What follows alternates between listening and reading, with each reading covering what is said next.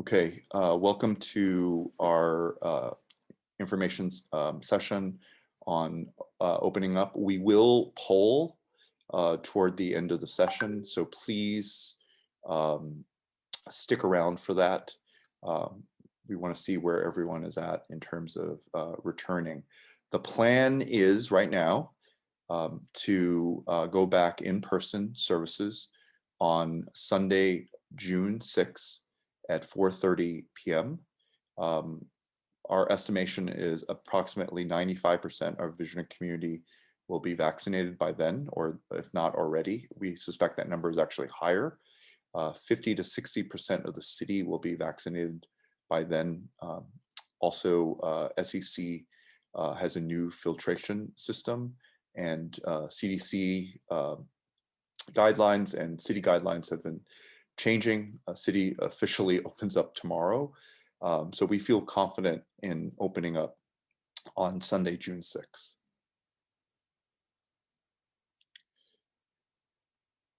Next slide. This is the way the procedure will work. Wendy, I'm going to turn it over to you in a second. There will be a pre-registration required 72 hours in advance, and the registration will close on Friday at 7 a.m. You must pre-register in order to attend the service on Sunday. Each person needs to pre-register. Wendy, I'm going to let you tackle this next slide. So this is just what the pre-registration form looks like on the right. It's going to ask you your typical COVID questions. I'm sure you've been encountering them in any of the spaces that you've been entering. We do ask, there is a space for you to indicate how many are coming with you. So if you expect to bring your family members with you, make sure that you indicate that in the number of people also.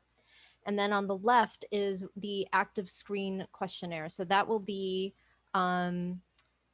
conducted on the day of when you arrive. We are going to cross-check to make sure that you indeed pre-registered. If you have not pre-registered and your name is not on file, we cannot allow you admittance. Also, we will assign you a seat, and we're going to ask you and your family, again, the registered individuals, to sit together and to stay in your assigned seat throughout the course of the service. And the reason why it's assigned is, number one, to help ensure that there's some distancing between you and fellow attendees.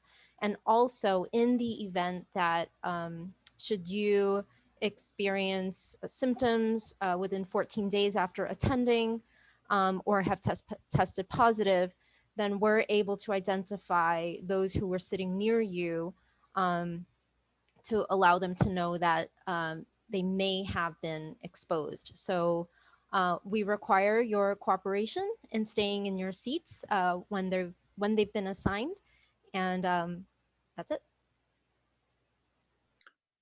Thanks, Wendy. Okay, let me go through the rest of the presentation, and Wendy, please jump in to catch me. Our goal is to have no more than an hour service to start. June is basically getting this off the ground, having liftoff, and our service will be 4:30 to 5:30.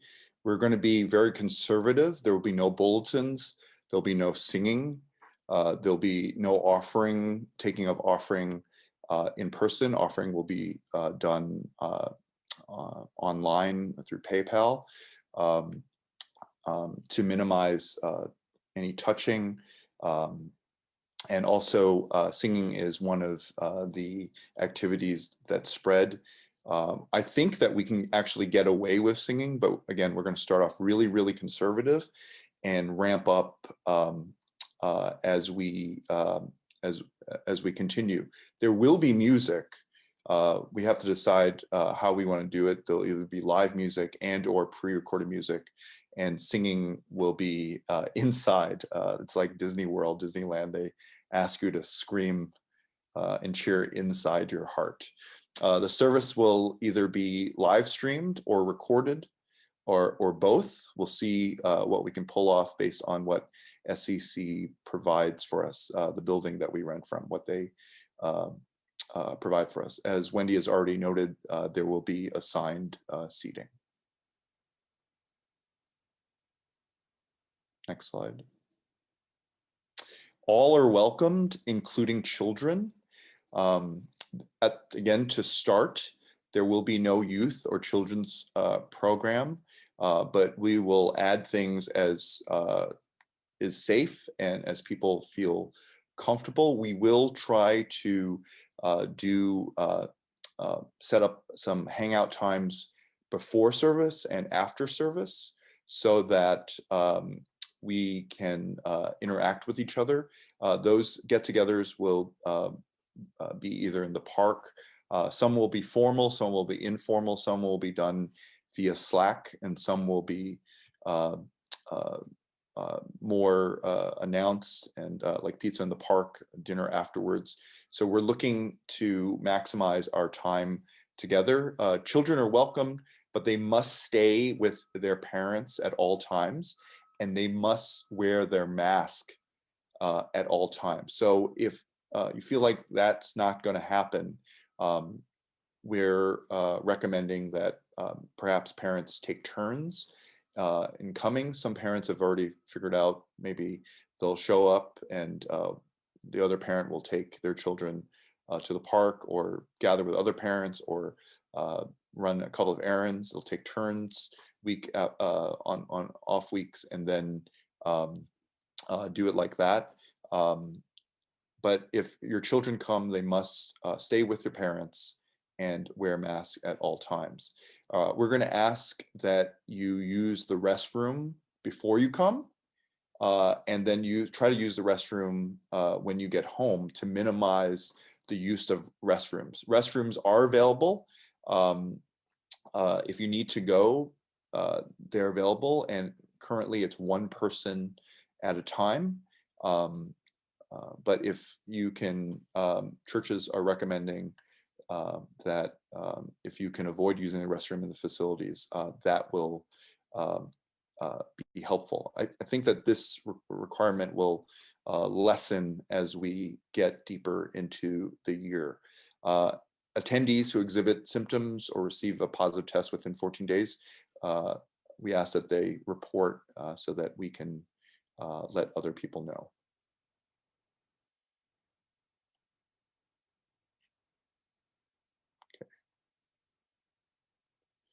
Okay, a sample worship order, praise, either recorded or some live music. There will be no singing to start.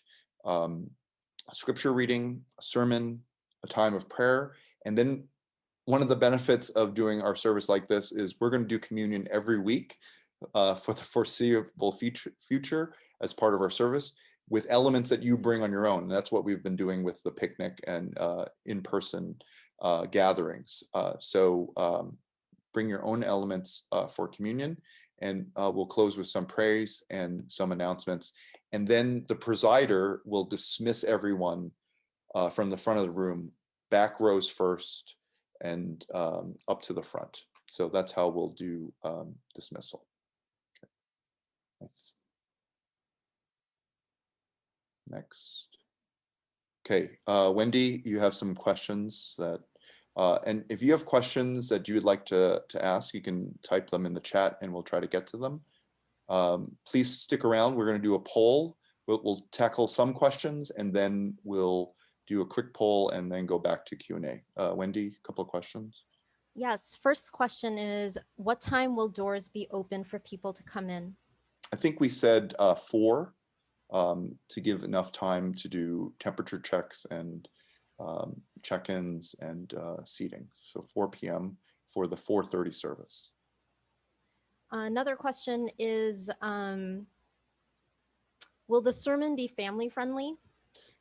Yes, I will do my best.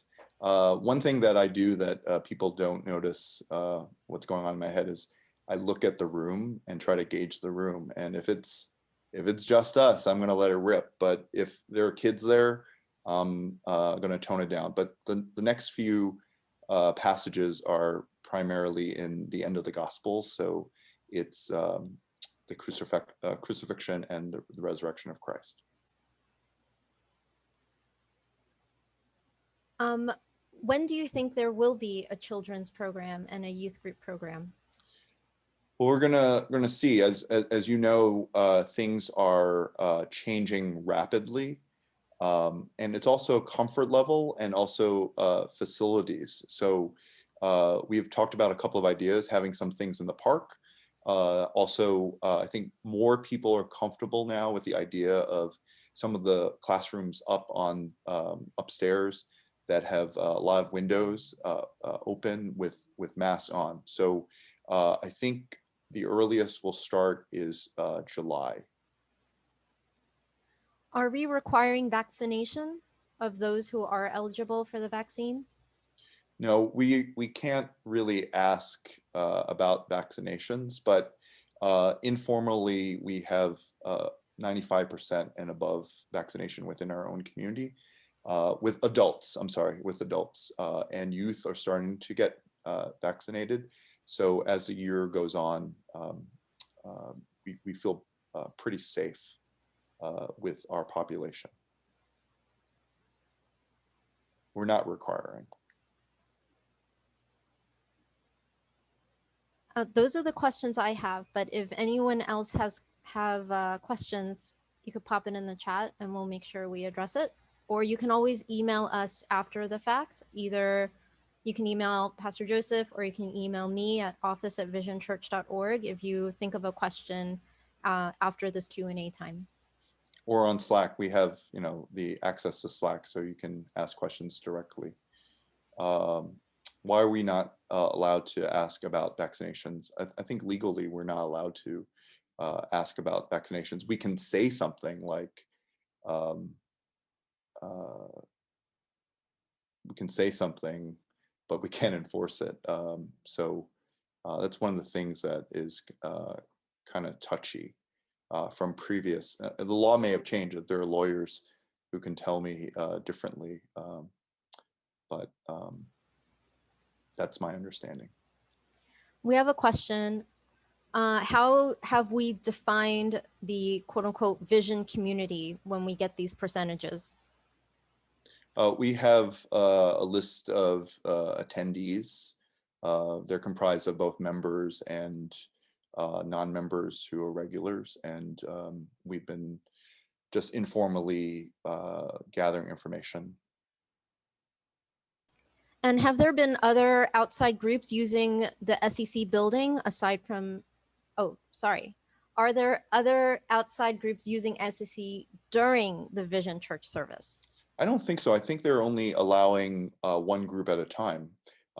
Redeemer meets in the morning, and then the Ethical Culture Society has a service, but there is a cleaning of the building in between all those services. And that's why we can't get into the building. We're allowed after they clean it. And so there's a time frame that we've been given. So, but I think they're going to try to keep groups separate until people are comfortable with interaction like that. Okay, Wendy, do you want to lead us through the poll, or do you want to, who do I turn it over to for the poll here? There's actually one more question. It's a good Okay. question. What happens when a newcomer just shows up at service? They have to pre-register. If they don't pre-register, we're not going to allow them in, but they can pre-register for the next week.